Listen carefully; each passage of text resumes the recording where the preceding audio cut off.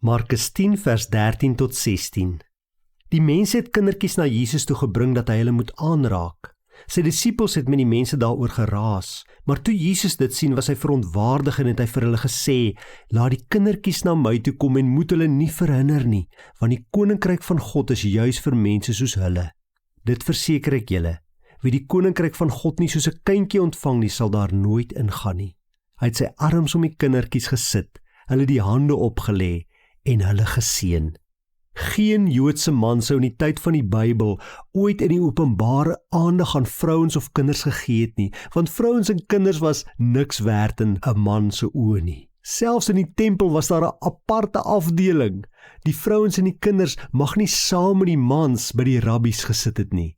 Hulle moes apart eenkant gewees het. En geen goeie rabbi wat sy sout werd is, sou ooit aandag aan hulle gegee het nie. Daarom is dit verstaanbaar dat Jesus se disippels, wanneer mense hulle kinders na Jesus bring om deur Jesus geseën te word, die kinders wil wegjaag.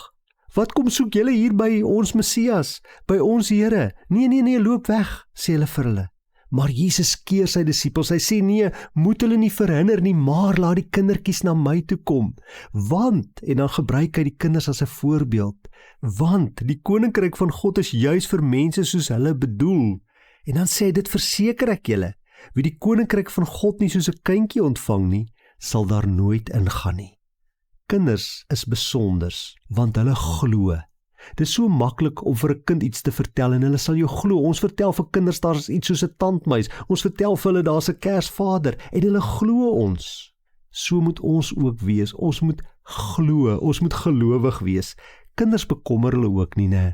Hulle speel. Hulle kan, as jy hulle los, die hele dag net omspeel sonder om hulle te bekommer oor wat hulle gaan eet, sonder om hulle te bekommer oor môre. So moet ons ook wees. Ons moet maar net die Here vertrou sonder om ons te bekommer. Kinders is ook afhanklik. 'n Kind kan nie vir homself sorg nie.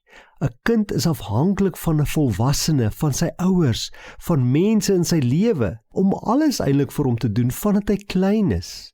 Ons wil so graag onafhanklik wees. Ons wil so graag ons eie baas wees, op ons eie voete staan, ons eie ding doen, niks van niemand nodig hê nie. Maar as ons in God se koninkryk wil ingaan, as ons deel van God se koninkryk wil wees, moet ons leer om afhanklik te wees van God en afhanklik van ons medegelowiges. Vra vandag vir God om jou te help, om vir jou die geloof te gee van 'n kindjie. Vra hom om jou te help om jou nie te bekommer nie, maar om God te vertrou, en vra hom om jou te leer om meer en meer van hom afhanklik te wees. Here, dit kom bid ons nou. Ons bid vir geloof, vir meer geloof, vir sterker geloof. Help my om my nie te bekommer nie. Help my om U te vertrou, soos wat 'n kindjie sy ouers vertrou. En Here, dankie dat ek van U afhanklik kan wees, en kan weet U sorg vir my. En dankie dat ek myself ook tot beskikking kan stel van U kerk hier op aarde, en ook van U kerk afhanklik kan wees. Dat ek weet, ek het medegelowiges wat vir my omgee, wat ook vir my sal sorg, en daar is vir my. Daarvoor loof en prys ek U naam. Amen.